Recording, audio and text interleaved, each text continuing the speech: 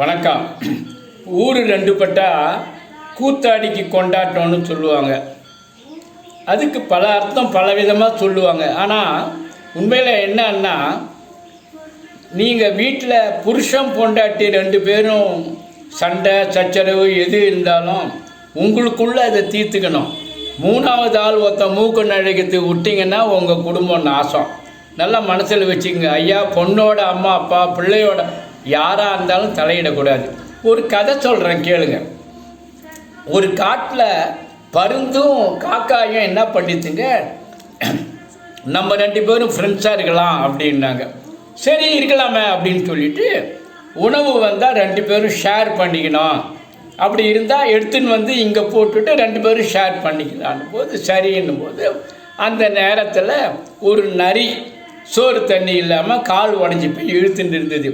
First class, இதை நம்ம எடுத்துக்கலாம் அப்படின்னு சொல்லிட்டு நரி என்ன அது நரியை இழுத்துன்னு போச்ச.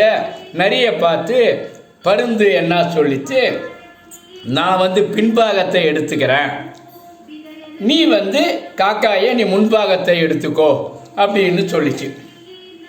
உடனே என்ன பண்ண, அதே மாதிரியே பண்ணலான்னு ரெண்டு பேரும் அண்டர்ஸ்டாண்டிங் வரும்போது, காக்காவுக்கிட்ட ஒரு நல்ல பழக்கம் என்னன்னா, குளிச்சுட்டு தாங்க அது சாப்பிடும். அந்த காலத்து காக்கா, இப்போ எப்படின்னு தெரியல, குளிச்சுட்டு தான் சாப்பிடும்.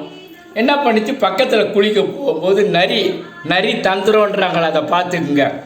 பருந்து, நீ ஆகாசத்தில் பறக்கிற, நீ காக்கா இங்கேயே இருக்குது, எல்லாம் எச்ச தின்னுது, அதனால் நீ என்ன பண்ணி என்னோட பின்பாகத்தில் வந்து மூத்திரம் மலம் அதுதான் இருக்கும், நீயே அதை எடுத்துக்கிற, முன்பாகத்தை நீ எடுத்துக்கோ, காக்காய்க்கு வந்து பின்பாகத்தை கொடுன்னும் போது சரி அப்படியே பண்ணுறான்னும் போது காக்கா வந்தது.